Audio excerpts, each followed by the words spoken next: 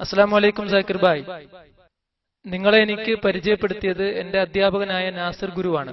ഹൈന്ദവത, ഇസ്ലാം, പരസ്പര സാമ്യതകൾ എന്ന വിഷയത്തെ ആസ്പദമാക്കി ആസാദ് മൈതാനത്ത് വെച്ച് നടന്ന നിങ്ങളുടെ പ്രഭാഷണമാണ് ഞാൻ ആദ്യമായി കേട്ടത്. എന്റെ പേര് ദീപേത് സേട്ട് എന്നാണ്. ഞാനൊരു കെട്ടിട നിർമ്മാണ കമ്പനിയിൽ ജോലി ചെയ്യുന്നു. എന്റെ സഹപ്രവർത്തകരുമായി ഈ വിഷയം ചർച്ച ചെയ്തപ്പോൾ ഉണ്ടായ ഒരു സംശയമാണ് ഇന്ന് നിങ്ങളോട് ചോദിക്കുന്നത്.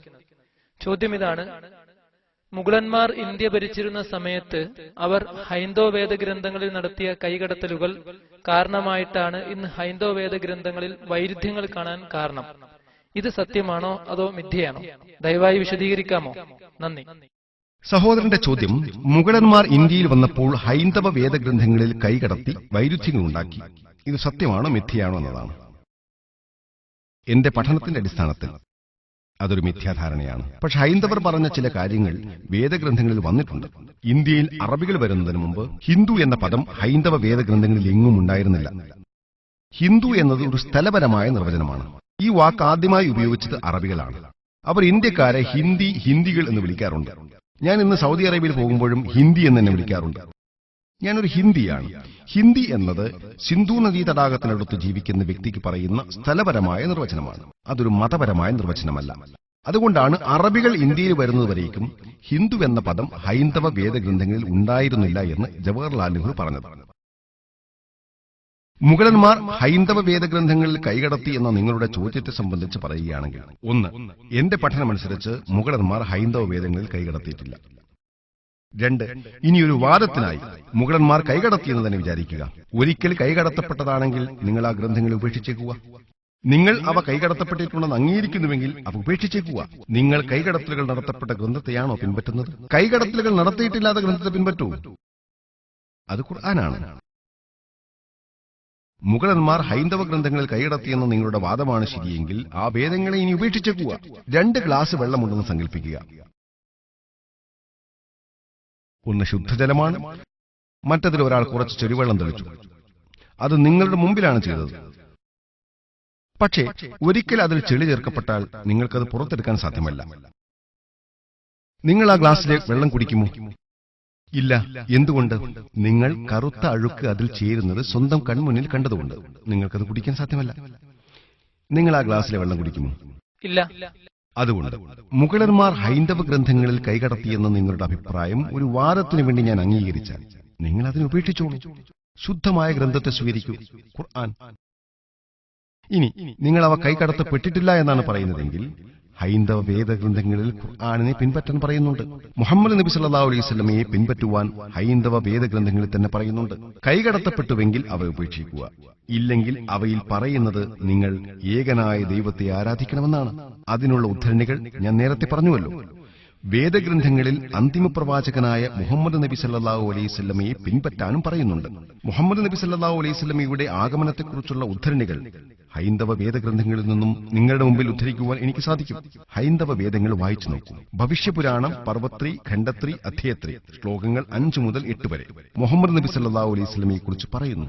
ഭവിഷ്യപുരാണം പർവ് 3, ഖണ്ഡ് 3 ശ്ലോകങ്ങൾ 10 മുതൽ 27 വരെ മുഹമ്മദ് നബി സല്ലല്ലാഹു അലൈഹി വസല്ലമയെ കുറിച്ച് പറയുന്നു. നിങ്ങൾ കുണ്ടബ് സൂക്തങ്ങൾ വായിച്ചു നോക്കൂ. അഥർവവേദത്തിലെ 20-ാം പുസ്തകത്തിലെ 127-ാം ശ്ലോകത്തിലെ 1 മുതൽ 14 വരെയുള്ള വചനങ്ങൾ മുഹമ്മദ് നബി സല്ലല്ലാഹു അലൈഹി വസല്ലമയെ കുറിച്ചാണ് പറയുന്നത്. അഥർവവേദത്തിൽ 20-ാം പുസ്തകം 21-ാം ശ്ലോകം 6-ാം വചനവും 7-ാം വചനവും മുഹമ്മദ് നബിയെ കുറിച്ച് പറയുന്നു. ഋഗ്വേദത്തിലെ 1-ാം പുസ്തകത്തിൽ 59-ാം ശ്ലോകത്തിലെ 6-ാം വചനം, 53-ാം ശ്ലോകം 9-ാം വചനം, ഇവയിലൊക്കെ മുഹമ്മദ് നബി സല്ലല്ലാഹു അലൈഹി വസല്ലമയെ കുറിച്ചാണ് പറയുന്നത്. സാമവേദത്തിലെ 64-ാം അഗ്നിമന്ത്രം മുഹമ്മദ് നബി സല്ലല്ലാഹു അലൈഹി വസല്ലമയെ കുറിച്ചാണ് പറയുന്നത്. മുഹമ്മദ് നബി സല്ലല്ലാഹു അലൈഹി വസല്ലമയുടെ പേര് പറയുന്ന വേദവചനങ്ങളുമുണ്ട്. അദ്ദേഹത്തെ അഹമ്മദ് എന്ന പേരിൽ വിളിക്കുന്ന വചനങ്ങളുമുണ്ട്. പുകഴ്ത്തുന്നവൻ എന്നാണ് അതിന്റെ അർത്ഥം.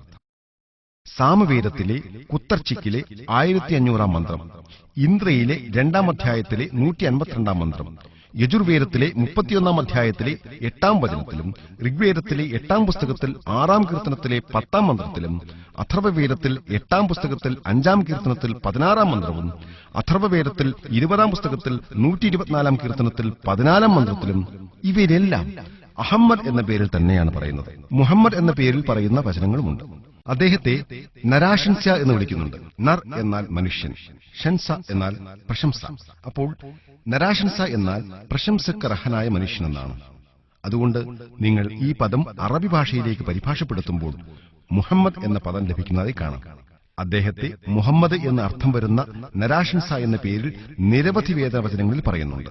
ഋഗ്വേദത്തിലെ 1-ാം പുസ്തകത്തിൽ 30-ാം കീർത്തനത്തിൽ 3-ാം വചനത്തിലും, ഋഗ്വേദത്തിലെ 1-ാം പുസ്തകത്തിലെ 18-ാം കീർത്തനത്തിൽ 9-ാം മന്ത്രത്തിലും, ഋഗ്വേദത്തിലെ 1-ാം പുസ്തകത്തിലെ 106-ാം കീർത്തനത്തിൽ 4-ാം മന്ത്രത്തിലും, ഋഗ്വേദത്തിലെ 1-ാം പുസ്തകത്തിൽ 142-ാം കീർത്തനത്തിൽ 3-ാം വചനത്തിലും, ഋഗ്വേദത്തിലെ 2-ാം പുസ്തകത്തിലെ 3-ാം കീർത്തനത്തിൽ 2-ാം വചനത്തിലും, ഋഗ്വേദത്തിലെ 5-ാം പുസ്തകത്തിൽ 2-ാം കീർത്തനത്തിൽ 2-ാം വചനത്തിലും, ഋഗ്വേദത്തിലെ 7-ാം പുസ്തകത്തിൽ 2-ാം കീർത്തനത്തിൽ 2-ാം വചനത്തിലും, ഋഗ്വേദത്തിൽ 10-ാം പുസ്തകത്തിൽ 184-ാം കീർത്തനത്തിൽ 3-ാം മന്ത്രത്തിലും, യജുർവേദത്തിലെ 21-ാം അധ്യായത്തിൽ 37-ാം വചനത്തിലും, യജുർവേദത്തിലെ 21-ാം അധ്യായത്തിൽ 31-ാം വചനത്തിലും, യജുർവേദത്തിലെ 21-ാം അധ്യായത്തിൽ 51-ാം വചനത്തിലും, യജുർവേദത്തിലെ 20-ാം അധ്യായത്തിൽ 37-ാം വചനത്തിലും, യജുർവേദത്തിലെ 20-ാം അധ്യായം 57-ാം വചനത്തിലും, യജുർവേദത്തിലെ 28-ാം അധ്യായം 2-ാം വചനത്തിലും, യജുർവേദത്തിലെ 28-ാം അധ്യായം 19-ാം വചനത്തിലും, യജുർവേദത്തിലെ 28-ാം അധ്യായം 42-ാം വചനത്തിലും, ഇതുപോലെ മുഹമ്മദ് നബി സല്ലല്ലാഹു അലൈഹി വസല്ലമയെ കുറിച്ച് മാത്രം പറയുന്ന ഹൈന്ദവ വേദഗ്രന്ഥങ്ങളിലെ വചനങ്ങൾ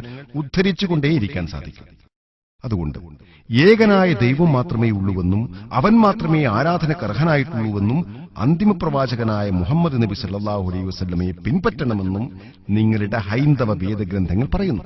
മുഹമ്മദ് നബി സല്ലല്ലാഹു അലൈഹി വസല്ലമയെ കൽക്കി അവതാരം എന്ന പേരിലും നിങ്ങളുടെ ഗ്രന്ഥങ്ങൾ പറയുന്നുണ്ട്. അന്തിമ പ്രവാചകൻ എന്ന രീതിയിലും പറയുന്നുണ്ട്. കൽക്കിയുടെ മാതാവിന്റെ പേര് സുമതി എന്നാണ് പറയുന്നത്. അറബിയിൽ പരിഭാഷപ്പെടുത്തിയാൽ ആമിന എന്ന വാക്ക് ലഭിക്കും. മുഹമ്മദ് നബി സല്ലല്ലാഹു അലൈഹി വസല്ലമയുടെ മാതാവിന്റെ പേര് ആമിന എന്നായിരുന്നു. ദൈവത്തിന്റെ അടിമ എന്നർത്ഥം വരുന്ന വിഷ്ണുയാഷ് എന്നാണ് കൽക്കിയുടെ പിതാവിന്റെ പേര്. അറബിയിൽ പരിഭാഷപ്പെടുത്തിയാൽ അബ്ദുള്ള എന്ന് ലഭിക്കും. അത് മുഹമ്മദ് നബി സല്ലല്ലാഹു അലൈഹി വസല്ലമയുടെ പിതാവിന്റെ പേരാണ്. സമാധാനമുള്ള സ്ഥലം എന്നർത്ഥം വരുന്ന സംഭാല എന്ന സ്ഥലത്തായിരിക്കും കൽക്കിയുടെ ജനനം എന്ന് പറയുന്നു. അറബിയിൽ അതിന് മക്ക എന്നാണ് പറയുക. സംഭാലയുടെ പ്രമാണിയുടെ വീട്ടിലാവും അദ്ദേഹത്തിന്റെ ജനനം എന്നും അതിൽ പറയുന്നുണ്ട്. അദ്ദേഹം ഖുറൈശി കുടുംബത്തിലാണ് ജനിച്ചതെന്ന് നമുക്കറിയാം. അദ്ദേഹത്തിന് 4 അനുയായികൾ ഉണ്ടാവുമെന്നും പറയുന്നുണ്ട്. അതായത് നബി സല്ലല്ലാഹു അലൈഹി വസല്ലമയുടെ അനുചരന്മാരെ കുറിച്ചാണ് സൂചിപ്പിക്കുന്നത്. കൽക്കി അവതാരമായ അന്തിമ പ്രവാചകനായ മുഹമ്മദ് നബി സല്ലല്ലാഹു അലൈഹി വസല്ലമയെ കുറിച്ചുള്ള ഇതുപോലുള്ള വചനങ്ങൾ എനിക്ക് ഉദ്ധരിച്ചുകൊണ്ടിരിക്കുവാൻ സാധിക്കും. ഞാൻ ചോദിക്കട്ടെ സഹോദര, നിങ്ങൾ ഏകനായ ദൈവത്തിൽ വിശ്വസിക്കുന്നുണ്ടോ? നിങ്ങൾ വിഗ്രഹാരാധന പാടില്ലെന്ന് വിശ്വസിക്കുന്നുണ്ടോ?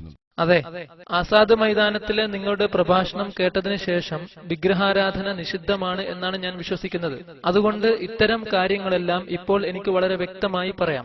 നിങ്ങളുടെ പ്രഭാഷണം ഞാൻ നിരവധി തവണ കേട്ടിട്ടുണ്ട്. എന്നോടൊരാൾ ഒരിക്കൽ ചോദിച്ച ചോദ്യത്തിന്റെ ഉത്തരമാണ് ഞാൻ നിങ്ങളിൽ നിന്നും കേൾക്കാൻ ആഗ്രഹിച്ചത്. അത്രമാത്രം.